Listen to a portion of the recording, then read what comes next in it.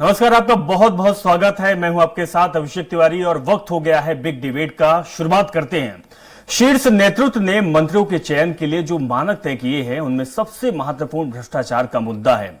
जिस विधायक पर भ्रष्टाचार का आरोप होगा या उसकी छवि समाज में नकारात्मक होगी, उसे मंत्रिमंडल में स्थान नहीं दिया जाएगा। उन नेताओं को भी कैबिनेट में शामिल नहीं किए जाने पर विचार किया जा रहा है जो लंबे समय से मंत्री रहे हैं। इस बीच बड़ा सवाल यह भी है कि आखिर मंत्रिमंडल विस्तार में देरी का कारण क्या है। रिपोर्ट देखिए।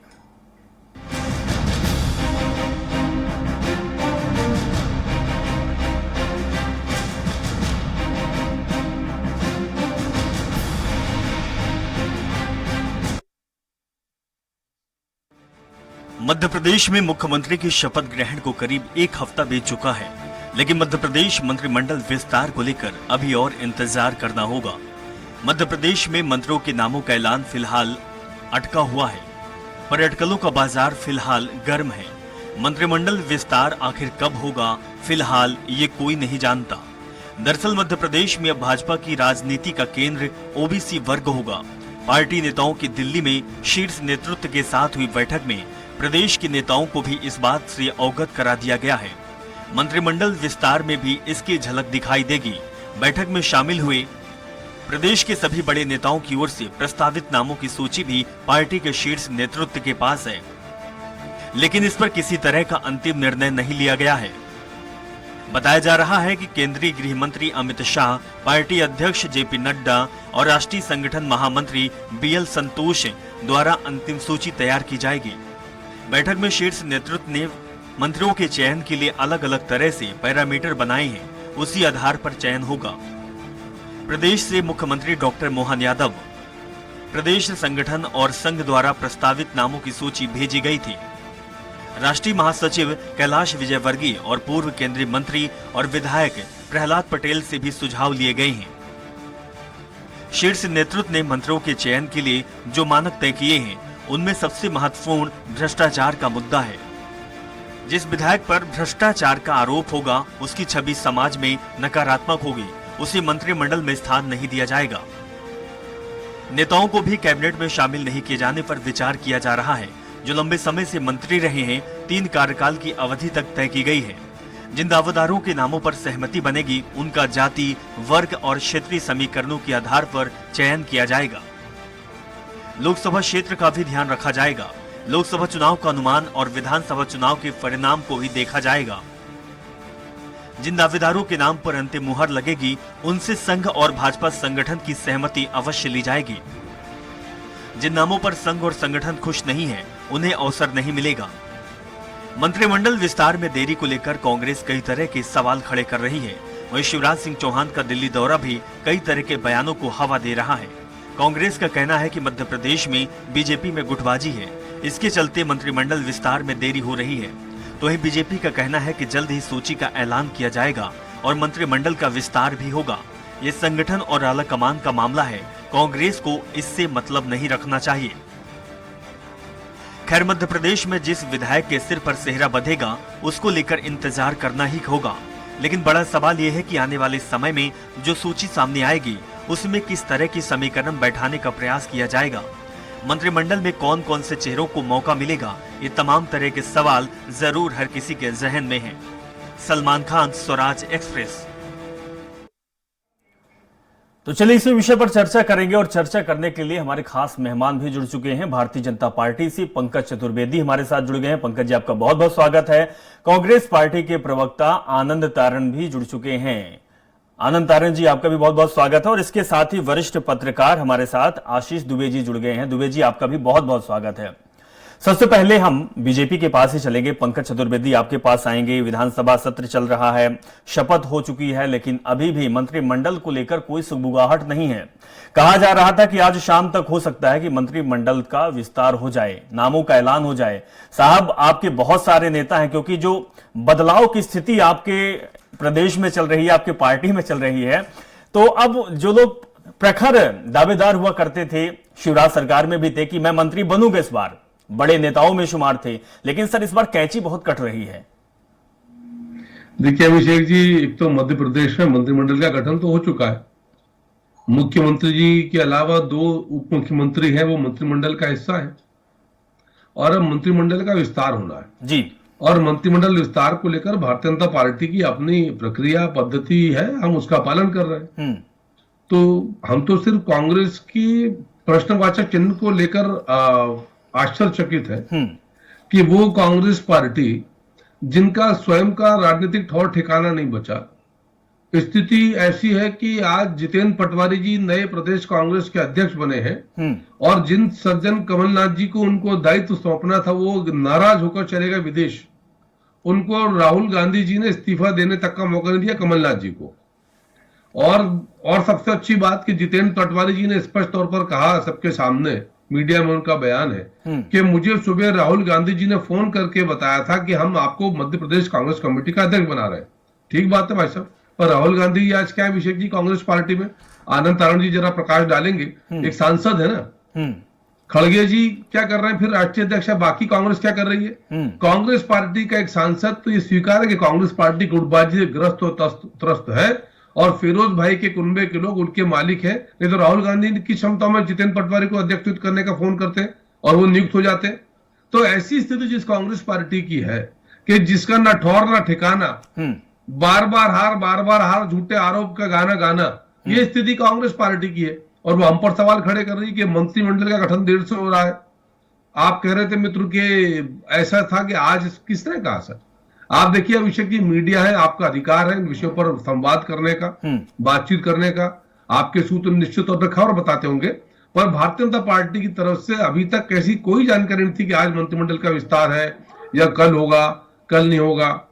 राष्ट्रीय अध्यक्ष से प्रदेश के नेता मुख्यमंत्री जाकर मिले, बाकी नेता मिले तो कहा कि था वो मंत्रिमंडल लेकर बातचीत है। अरे वो कोर कमेटी की बैठक थी, तमाम सारे विषय होते हैं क्योंकि भारतीय जनता पार्टी अभिषेक जी सत्ता केंद्रित राजनीति नहीं करती। जी भारतीय जनता पार्टी सेवा केंद्रित राजनीति करती है। और पंकज जी यही तो हम भी जानना चाहते थे ना, ये संवाद इसीलिए हो रहा है कि जो खबरें आ रही है सूत्रों के हवाले से उन पर पर्दा हट जाए और आप साफ कर दे कि मंत्रिमंडल का विस्तार कब होगा, कौन कौन से लोग शामिल हो सकते हैं, क्या पुराने चेहरे को जो शिवराज सिंह चौहान के समय थे उनको तवज्जो दिया जाएगा, या जो ज्योतिरादित्य सिंधिया के खेमे के थे उनको तवज्जो दिया जाएगा, या फिर जिस तरीके से नए सीएम नया चेहरा सामने आया है उसी तरीके से मंत्रिमंडल विस्तार में भी उन चेहरों को तवज्जो दिया जाएगा? मैं तीनों का उत्तर देता हूं। जी बिल्कुल। पहले तो अभिषेक जी, भारतीय जनता पार्टी में कोई खेमा नहीं है जी। ये खेमेबाजी खानेबाजी कहाँ है उस कांग्रेस पार्टी में जिसका मैंने अभी आपको उदाहरण दिए।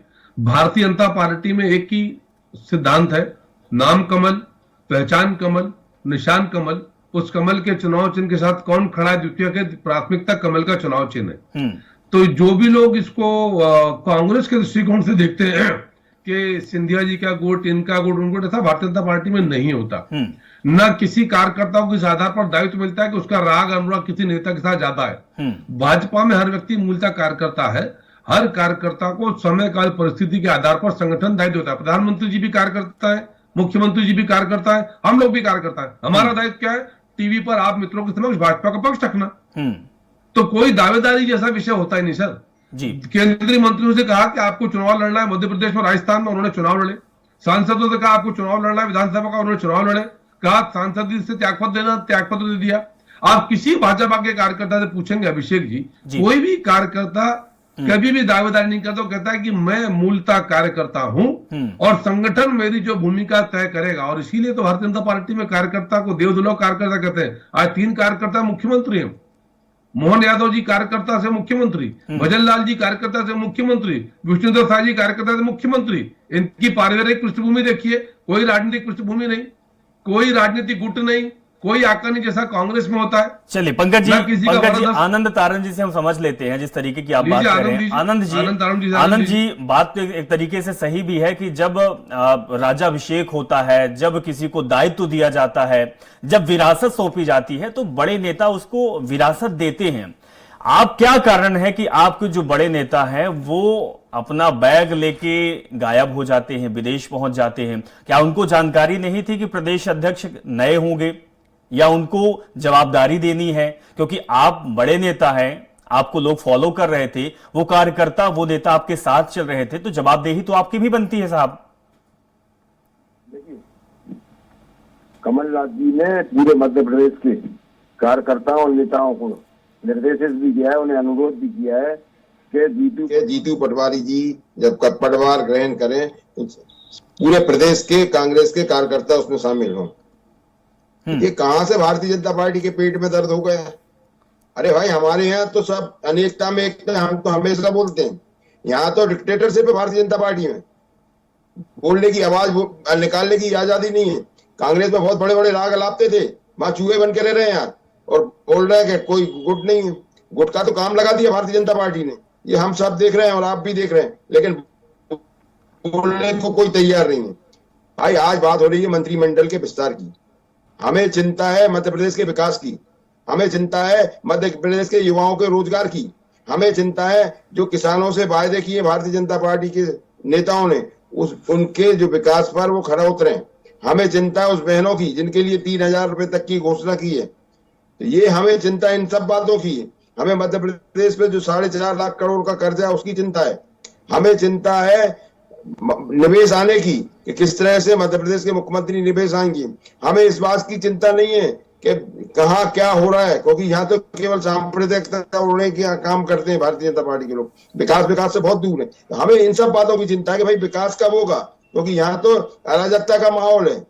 अरे आज अगर कोई विकास की बात हो तो अच्छी बात है। मुख्यमंत्री जी नए हैं, निश्चित रूप से ऊर्जावान होंगे। हम तो शुभकामनाएं देते हैं उनके नेतृत्व में मध्य प्रदेश विकास की नई धारा का सूत्रपात होगा, अच्छे काम करेंगे। क्योंकि जनादेश 5 साल के लिए दिया भारतीय जनता पार्टी को, और निश्चित रूप से वो 5 साल पूरा करें, ये भी हम चाहते हैं। लेकिन साथ में ये भी चाहते हैं कि मध्य प्रदेश के आम आदमी का विकास हो, जो आज परेशान है, जो आत्महत्याएं कर रहे हैं, जो चोरी हो रही है, डाके डाले जा रहे हैं। आज आप देखिए धार्मिक स्थलों पर किस तरह से प्रहार हो रहे हैं। अभी कल ही की बात है कि सिरोंज के पास जैन समाज का एक तीर्थ क्षेत्र सेमरखेड़ी जी, वहां पर चोर लोग घुसे, वहां तिजोरी तोड़ी, वहां अंदर जाके छत्र वगैरह सबको डैमेज करके जो ले जा सकते थे ले गए। तो मगर कोई सुनने वाला नहीं है। लाइन आर्डर नाम की चीज लगातार लेकिन आनंद तारण जी, जिस तरीके की बात आप कह रहे हैं, जो आरोप आप भारतीय जनता पार्टी पर या सरकार पर लगा रहे हैं, विपक्ष की भूमिका भी उतनी ही होती है। क्या आप इन मुद्दों को लेकर सदन से लेकर सड़क तक उठाएंगे?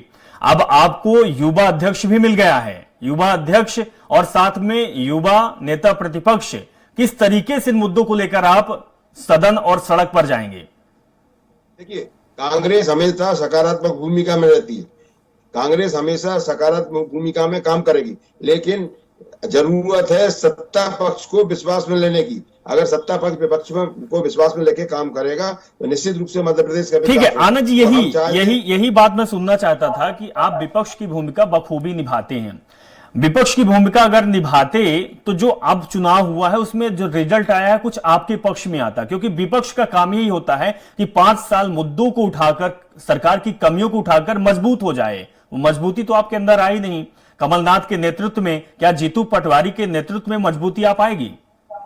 देखिए, आज मध्य प्रदेश में, छत्तीसगढ़ में, राजस्थान में जो चुनाव हुए, निश्चित रूप से जो खेला हुआ है वो ईवीएम का है, खेला है, खासतौर से मध्य प्रदेश में। क्योंकि मध्य प्रदेश में जिस तरह की फायर थी, जिस तरह से हवा थी, जिस तरह से लोगों का रुझान था, पूरी तरफ, चारों तरफ मध्य प्रदेश के हर कोने में आवाज उठ रही थी बदलाव की। निश्चित रूप से आज वो बदलाव कहीं दिख नहीं रहा, पता चल रहा उल्टा और हो गया। ये चीजों का शक है।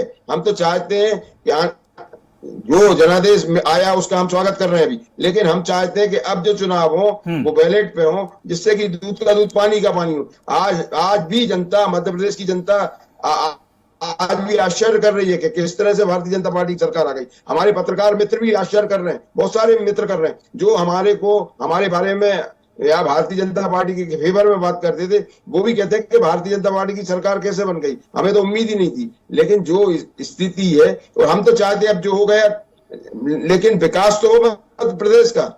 ठीक है। आनंद जी, आशीष दुबे जी हमारे साथ जुड़े हुए हैं, वरिष्ठ पत्रकार हैं। आशीष जी, आपसे समझना चाहूंगा, भारतीय जनता पार्टी के नेता, ये खबर आज चल रही है कि आज वो डिनर पार्टी में सभी विधायकों को इकट्ठा किए हुए हैं। मंत्रिमंडल का भी विस्तार नहीं हुआ है। दूसरी तरफ पीसीसी में कार्यकर्ताओं की फहरिस्त लगी हुई है, लंबी लाइनें हैं, युवा कार्यकर्ता हैं, युवा अध्यक्ष बन चुके हैं, युवा नेता प्रतिपक्ष बन रहे हैं। साहब, सवाल आपसे ये है कि भारतीय जनता पार्टी के अंदर कुछ भी हो जाए, मलाल तो रहती है लेकिन वो बात बाहर नहीं निकल पाती है, क्योंकि कांग्रेस पार्टी के अंदर ऐसा नहीं होता है। अंदर क्या हुआ चार दीवार के अंदर, वो चीजें बाहर ढिंढोरा भी पिट जाता है। क्या आपको लगता है कि जो अध्यक्ष पद अब नए आए हुए हैं, नेता प्रतिपक्ष जो अब नए मिले हैं, इससे कुछ कांग्रेस पार्टी के अंदर मजबूती आएगी, कुछ बदलाव आएगा?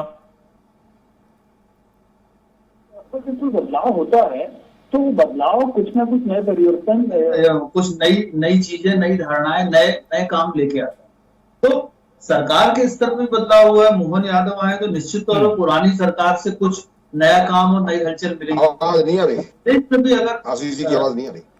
मध्य प्रदेश में भी यदि कांग्रेस ने अपने नेतृत्व को बदला है तो मुझे भी लगता है कि यदि कांग्रेस ने जो भी कुछ किया है अभी पिछले जीतू पटवारी या उमंग सिंघार के तौर पर, तो ये जो कांग्रेस ने प्रयोग किया है तकरीबन 4-5 साल बाद किया है। इसकी जरूरत 4-5 साल पहले थी। तो वो अगर उस वक्त वो प्रयोग हो चुके होते तो बहुत सारा नुकसान कांग्रेस को नहीं होता और बहुत सारी जो इस वक्त हमें कांग्रेस की कमजोरियां देखने को मिल रही शायद नहीं मिलती।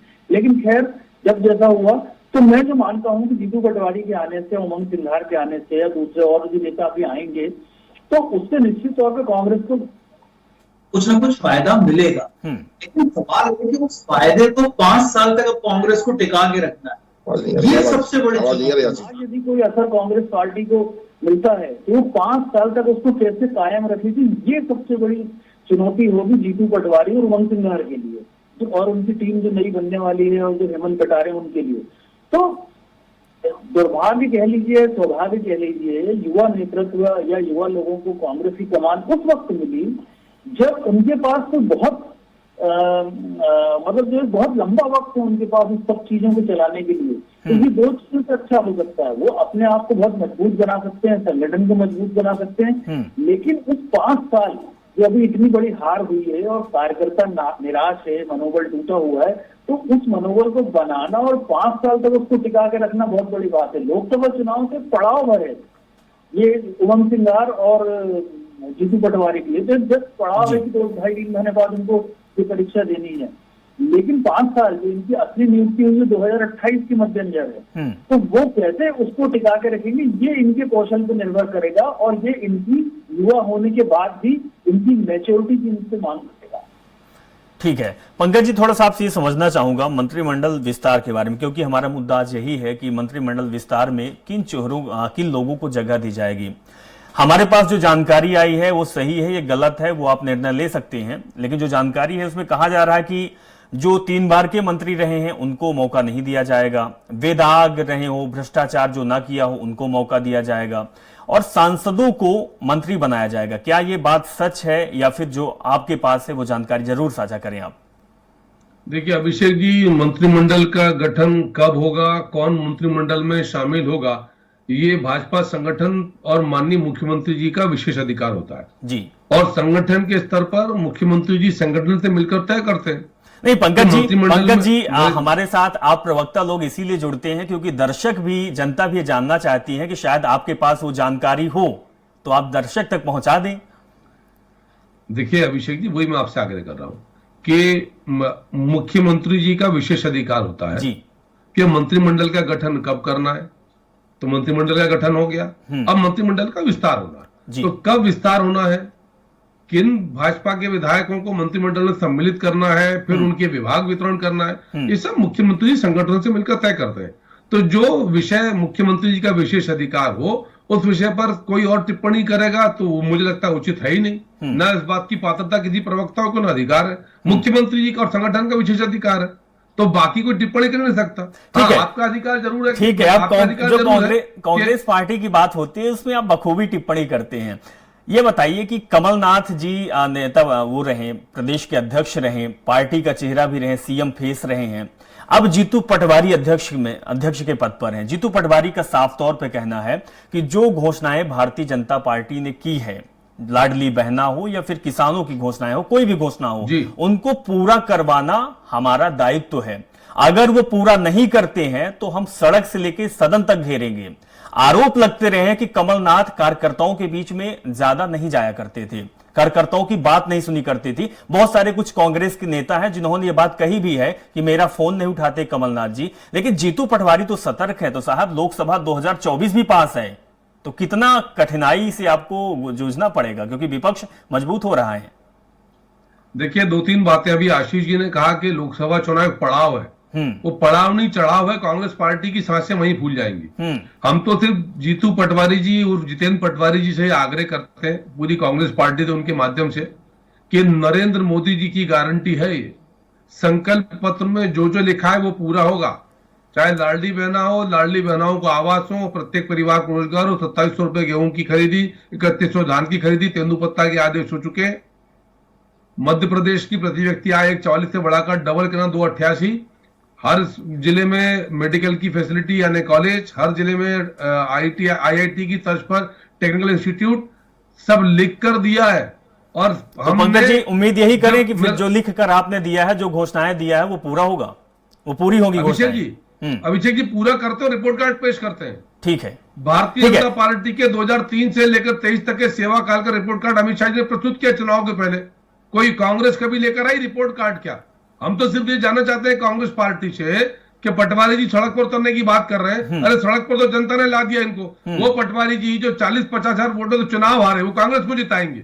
जो खुद अपनी विधानसभा चुनाव नहीं बचा पाए, बातें बड़ी बड़ी करते थे यही पटवारी जी। कि IB की रिपोर्ट, CBI इंटेलिजेंस की रिपोर्ट, 175 सीटें कांग्रेस पार्टी की आ रही। भैया 50 हजार से हार गए खुद का विधानसभा का चुनाव। तो ऐसा व्यक्ति जो स्वयं अपने विधानसभा क्षेत्र में 2 विधानसभा चुनाव जीतने के बाद, इस मंत्रिमंडल में कांग्रेस की सरकार में मंत्री होने के बाद अपनी विधानसभा सीट नहीं बचा पाया हो, वो कांग्रेस की जिताने की बात। देखिए पंकज जी, इस तरीके की अगर बात करेंगे तो फिर आपके उत्तराखंड के जो CM रहे पुष्कर सिंह धामी, वो भी चुनाव हार गए थे, लेकिन उसके बाद भी CM उनको बनाया गया। आपके पार्टी के भी कुछ नेता हारे, गृह मंत्री तक चुनाव हार गए। आनंद तारण जी, आपसे जानना चाहूंगा कि लड़ाई तो तगड़ी है, आपने टीम बना ली है, लेकिन लाडली बहना बहुत चल रहा था। शिवराज सिंह चौहान से लिपट कर बहनाएं बहुत रो रही थी, और उनका बदला हुआ रुख है जो दिखाई दे रहा है। क्या आपको लगता है कि लाडली बहना का मुद्दा भी 2024 लोकसभा तक चलेगा? देखिए, मुद्दे तो सब चलेंगे। जो भारतीय जनता पार्टी ने वायदे किए उन सबकी बात होगी और उनको करवाएंगे। जो अभी आप खुद बोल रहे हैं कि जीतू पटवारी जी ने बोला है, या जो भारतीय जनता पार्टी के प्रवक्ता बार बार एक ही बात बोल रहे हैं कि वो 50 हजार से हार गए। अरे भाई, आपके जो नेता हैं वो भी तो लोकसभा चुनाव हारे थे, इसके बाद भी वो नेता बने हुए हैं। 15-20 विधायकों के जो जीत हारे हैं वो जीतों के विधायक बने। तो ये राजनीति में ये सब कुछ नहीं होता। राजनीति में तो सब जायज है, कहाँ कौन हार जाए कौन जीत जाए ये सब समय की बात है। लेकिन इन सब चीजों से आज का जो परिप्रेक्ष्य है वो है, जीतू पटवारी मध्य प्रदेश के कांग्रेस कमेटी के अध्यक्ष हैं, युवा हैं, जुझारू हैं। ठीक है, तो आपको लगता है कि युवा चेहरा जो है वो प्रदेश में काम करेगा, जनता की आवाज को उठाएगा। दुबे जी, आपसे एक चीज और समझना चाहूंगा कि जिस तरीके की राजनीति मध्य प्रदेश में चल रही है, भारतीय जनता पार्टी हालांकि अब उस पर सक्रिय होकर काम कर रही है, और उसी सक्रियता को देखकर कांग्रेस पार्टी भी उतर आ चुकी है।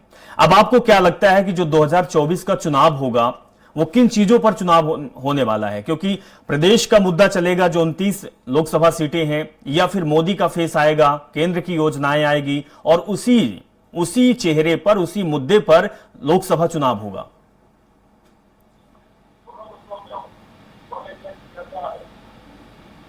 जी आशीष दुबे जी, आपसे ये सवाल है।